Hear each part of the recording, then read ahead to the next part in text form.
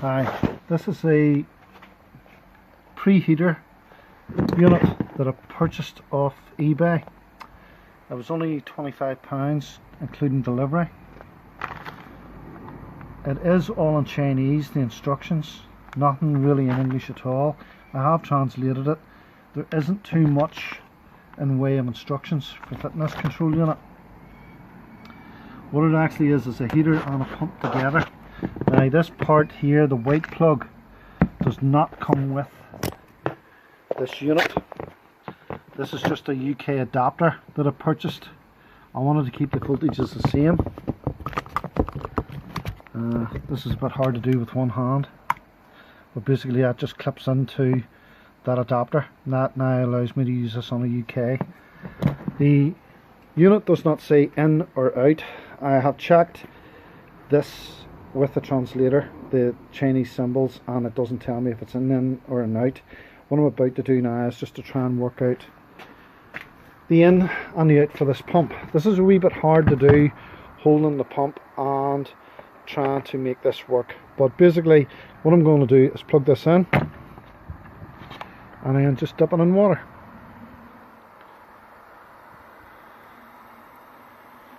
Eventually this should pump up. There we go. So bottom one is my inlet and the top bit is my outlet. So it's not a very strong pump, but you don't want it to be, as it's in a coolant system. Now I'm just going to take it over to the car. I haven't drained the coolant system of the car. What I'm going to do is connect in the heater hose. I've removed this hose from the car, and this is a wee Peugeot 206 wee 1400 petrol 2005. It's just a wee runner I use, and it's just something I wanted to try on this, just to see how effective it is when snow gets here. So first bit is fitting this, and then when the snow gets here, seeing how actually it works in snow conditions. This is the inlet to the heater, that's the outlet. The outlet normally will only have the bleed on the heater, so that is the inlet, this is the outlet. What I'm going to try and do now, I'm trying to now cut the hose and put the valve into it. What I intend to do, I'm just out of camera shot here, I'm just loosening the radiator cap off and then refitting it again, and that will stop, that will lessen any water coming out of the coolant system as I do this. It will also allow me not to have to bleed it either, hopefully. Now what I intend to do is to try and put this here. Now I'm going to have to do a bit of positioning, but my train of thought on this is that I don't want it filing with a gear change here. So what I'm going to do is put that here and then hopefully be able to push the hose across to join it, and hopefully that will be it. So where I'm marking it here is I want to be just below that bend, and I want to be about here. So just going to cut that hose now and then get into it. Oh, just a wee bit of coolant coming out.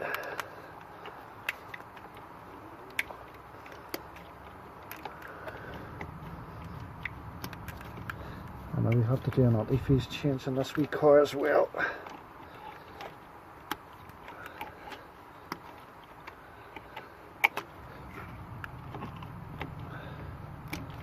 Now I have purchased a couple of tie clips or jubilee clips, hose clips, whatever way you want to name them, for heater hoses. Now it's a wee bit tight getting this last bit off because it's braided. There we go, that's it done. Next thing is getting a clip It's a nice fit, and I'm going to go for that one. I got two different sizes, and that size seems to be a nice size for that. So I'm going to connect that into that, and now it's a case of getting the other one in. This is not what I would call a very hard job to do. It's just a cut and shut. So the only thing is making sure nothing actually, the only thing is that is pushing that too far back. What I'm going to have to do here, you can see the bend in this hose. The bend in the hose is just a little bit too much. I'm not happy with that. What I want to do is I'm going to take some off this part of the hose. I'm going to cut that back again, and that will allow that to come down. I only need to come down roughly the size of this. I would really come down about that much, and that should allow that then not to be as tight. Again.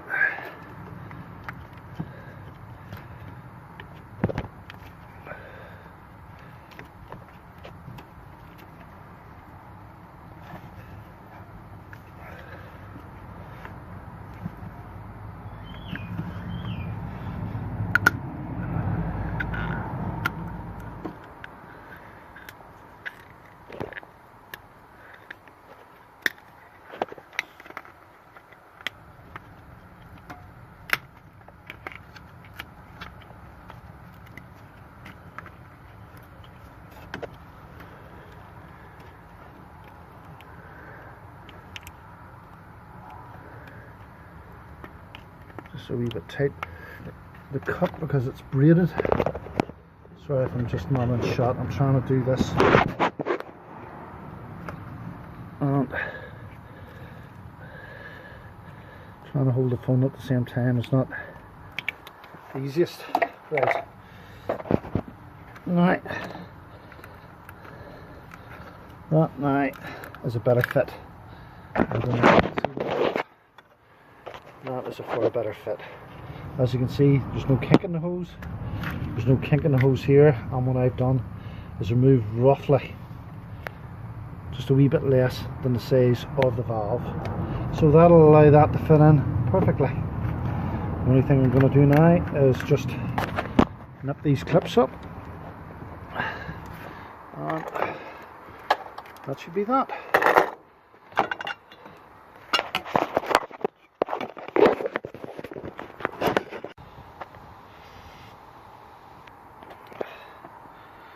Trying to hold the camera and do this at the same time is not the easiest.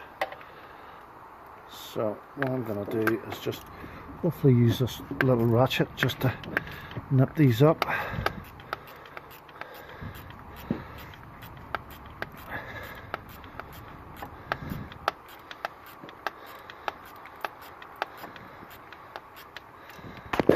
Oh, sorry, my fingers over the lens there.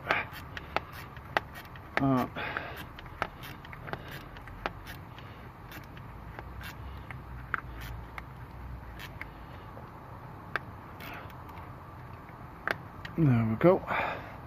And nip this other one up. The only thing I'm a wee bit worried about is this unit vibrating when it is running with the power on it, but I'll have to see how that is once I connect the power to it. Right, that's that. They're both good and tight, so that'll be that. Now the wire, I am basically going to have to cable tie and put it around this side just below the headlamp here. So it means then that anytime I need to access it, I am going to have to lift the bonnet, because the lead is not long enough. But to be honest with you, I think I can live with that. So now what I'm going to do is take the radiator cap off, and well, header tank cap, where it's filled with water. And yes, I've water there. Now what I want to do is turn the ignition on, see what the coolant temperature is, and after that plug it in.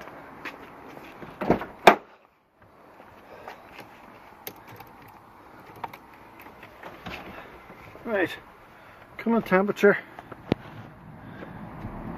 is, as you can see, well below 70. So we'll plug it in and let's see what this does.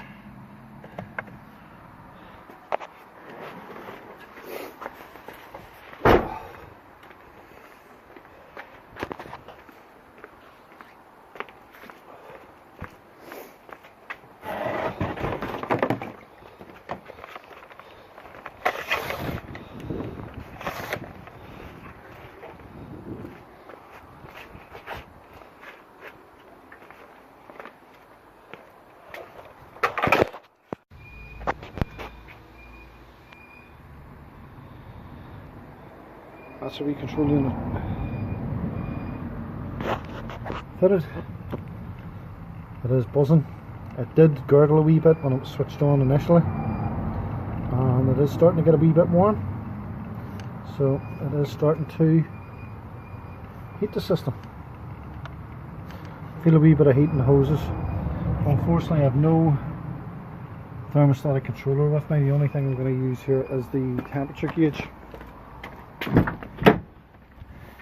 At the minute, temperature gauge is well below 70. I'm just going to leave it on and see what way it heats it up.